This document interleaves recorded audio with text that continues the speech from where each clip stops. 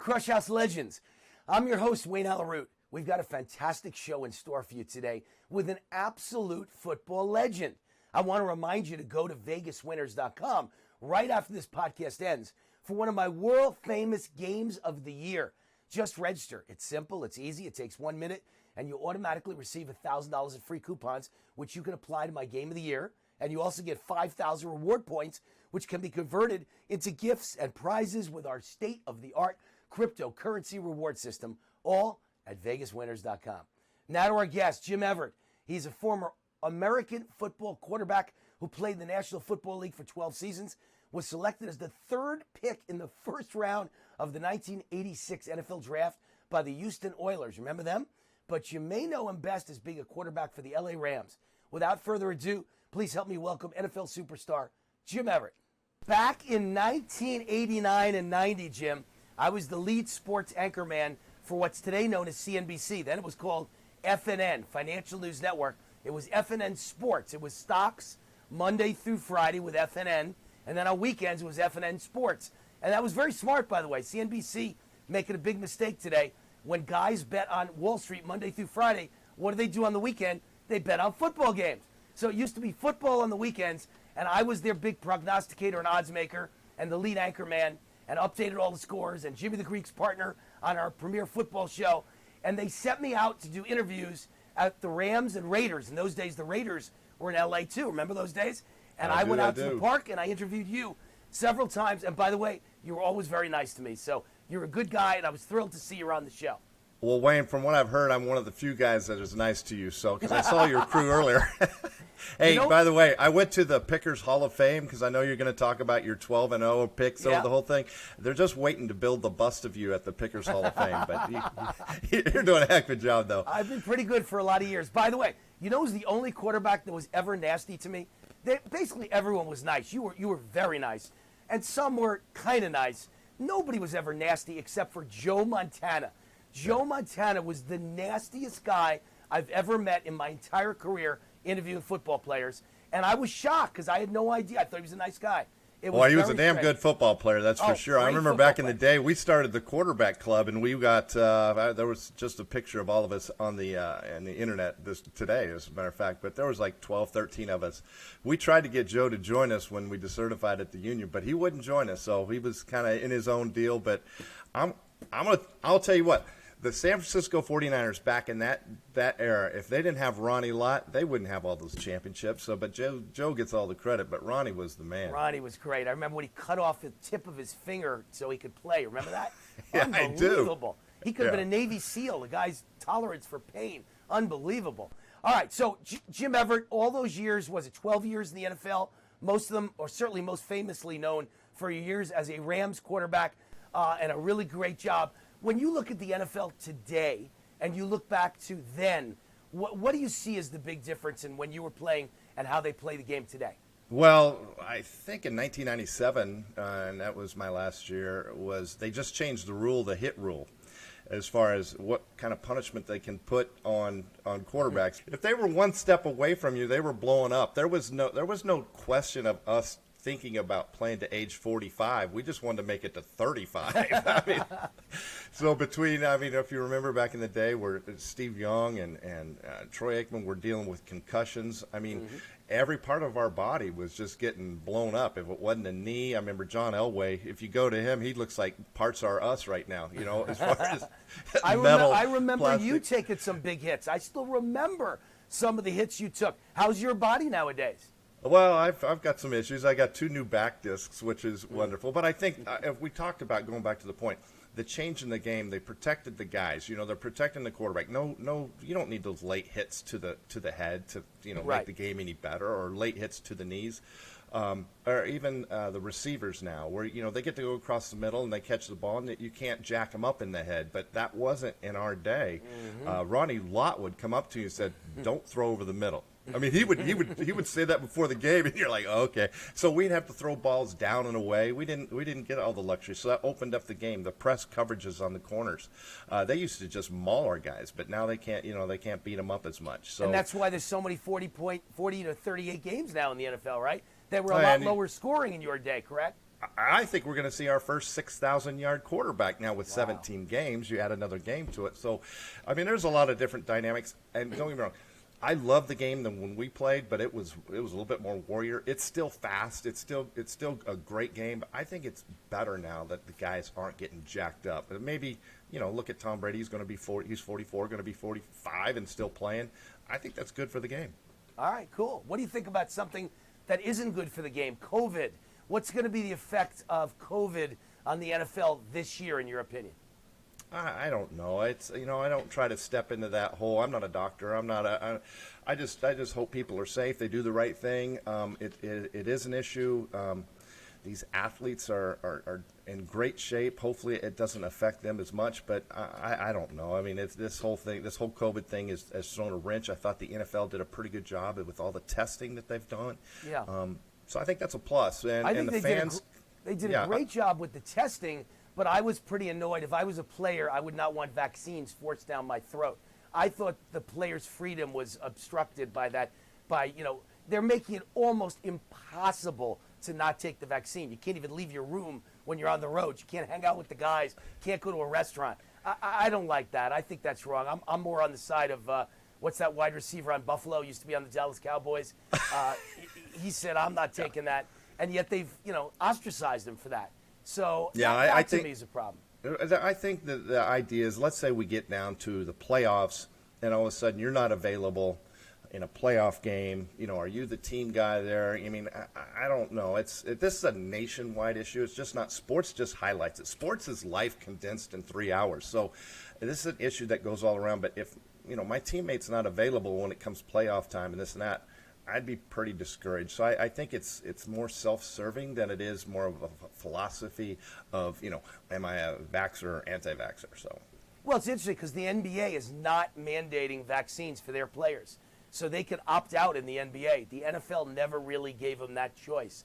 So it's just interesting, the philosophy. Well, it's not just the players, too. Look at the coaching staffs. I mean, there's some coaching staffs that if you didn't get vaccines, you're not coaching. So I know. It is, they have to make a decision. I don't know if you err on more conservative or more liberal, but they made the call. Goodell made the call. We got to live with it, and that's the environment. Just like we talked about earlier, if they have the environment where they're going to knock your head off, you got to live in that environment. That's what you do. All right. Where do you stand on the whole politics? I mean, in your day, players really didn't talk any politics, didn't make any political statements on the field. I'm a guy who thinks, I'm very political and I've got a political talk show.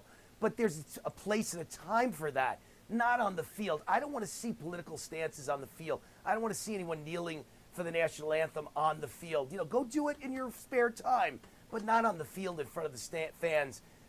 Your thoughts on bringing politics into the game? I think the players have a right to do what they want to do. Where it's a free America, if they decide they want to do that, that's up to them. It's how it's react to the game. But I'm all about free will. About if a person wants to do a certain thing, if it affects my teammate, that's another thing. But I'd like to try to be about the game. I know this when I was getting ready for a game, I didn't want to be messed with all day. I wouldn't want something to distract me. That's just me personally. But if someone feels strong about something, it's a free world. Go for it. Yeah, no, I get it. But then the fans could say, I'm not buying your merchandise anymore. I'm not buying tickets anymore. And the NFL's ratings have gone down since the day Colin Kaepernick did all that kneeling, I get that, but the player's playing, and he's doing his own deal, and the fans are doing fans, and sometimes if those don't mesh as well, I mean, that's tough. I'm not saying I'm conservative or I'm liberal, or I don't like to get into the whole politics part, but I am into respecting others' rights. And if you have a right that you want to walk away, the people that turn the NFL off, I think they're missing a great game. Last week was some fabulous football. The people that are still in it and want to make some sort of difference in our society, go for it. That's your right. So I'll feel a freedom of speech and roll with it. And I don't think there's a right or a wrong. It's free. All right, future football. What do you think about the future of football? A lot of people are worried that less and less parents are letting their kids play football or encouraging them to play football. All the hits in the head and the concussions and the broken bones. And, a lot of schools can't field a football team anymore, which is unheard of in our day. Go back 30, 40 years, football was America's sport. It's still America's sport to watch. But as far as kids playing it, it seems to be dying out You have a little fear about the future of football?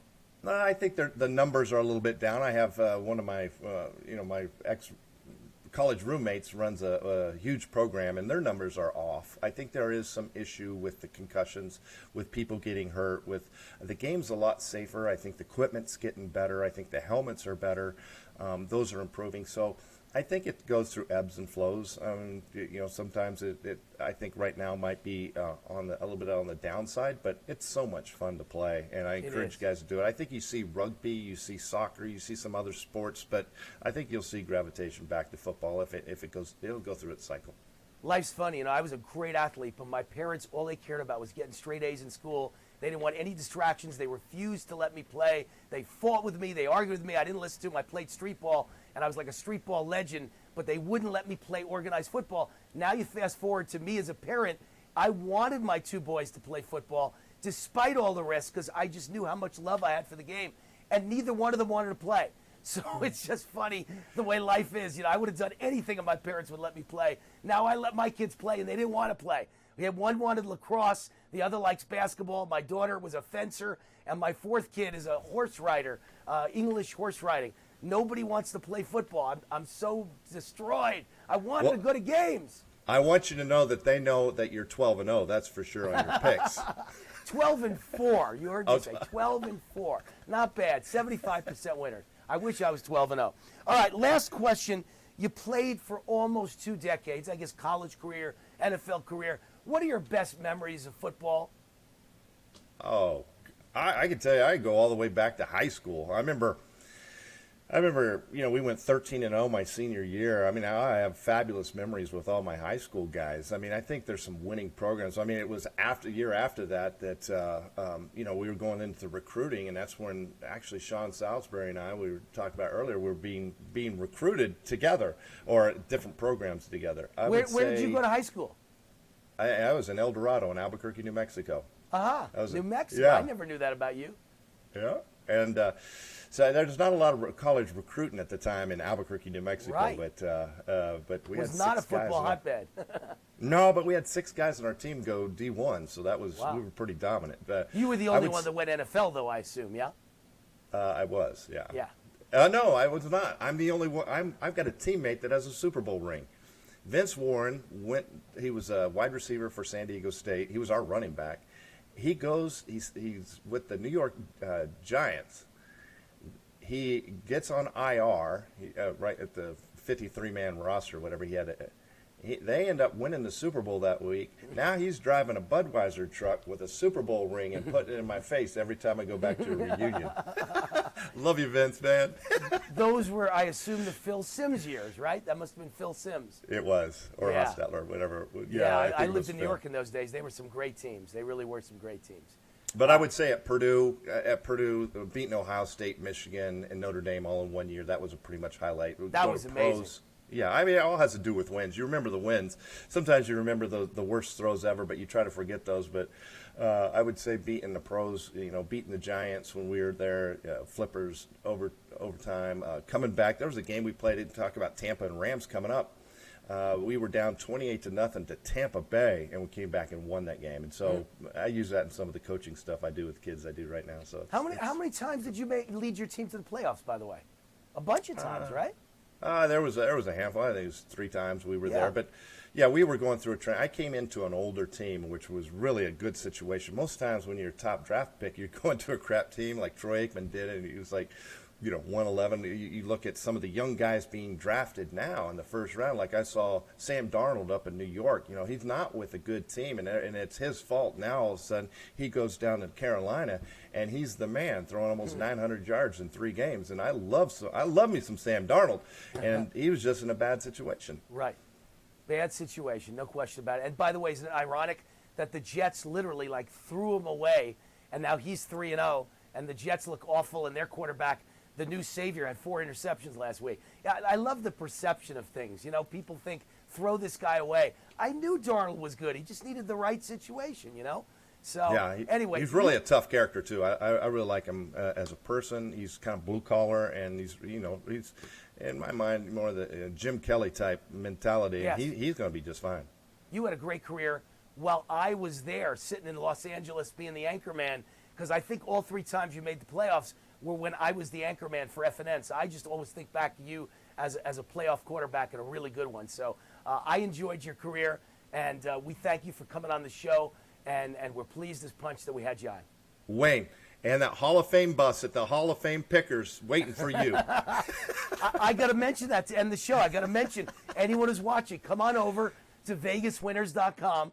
$1,000 in free coupons. You apply them to all of our handicappers, 21 of them. I'm like the father of 21 handicappers. I feel like a proud daddy. But I personally, Wayne Allyn Root, Game of the Year in the NFL this Sunday. And my record, 22-8, going back to last year, 22-8 in the last 30 NFL picks. That's almost 75% winners during that streak. And I won 12 of the last 13 NFL weeks, 10 out of 11 to end last year, and the first 2 this year with a 12-4 record, about 75% winners to start 2021. So head on over to Vegas Winners. I got a big Game of the Year on Sunday. And Jim Everett, great to have you on. Hey, Wayne, I just got to say one thing. You know, I don't know if anyone's ever told you this, but I'm going to root for the Root, all right? Be good. Thanks for dropping in for another episode of Crush House Legends, only on the Crush House Network. I want to remind you to go to VegasWinners.com right after this podcast ends for one of my world-famous Games of the Year. Just register. It's simple. It's easy. It takes 1 minute or less, and you automatically receive $1,000 in free coupons, which you can apply to my Game of the Year. You also get 5,000 reward points, which can be converted into our gifts and prizes with our state-of-the-art cryptocurrency reward system, all at VegasWinners.com. And don't forget to check out my team of 21 champion sports handicappers at VegasWinners.com. Free winners every day, best bets from the best lineup of sports betting experts ever assembled. Stay locked in with me and the rest of our Crush House gang all season long. Thanks again to NFL icon and NFL superstar Jim Everett. I'm Wayne Allyn Root. Just win the point spread, baby.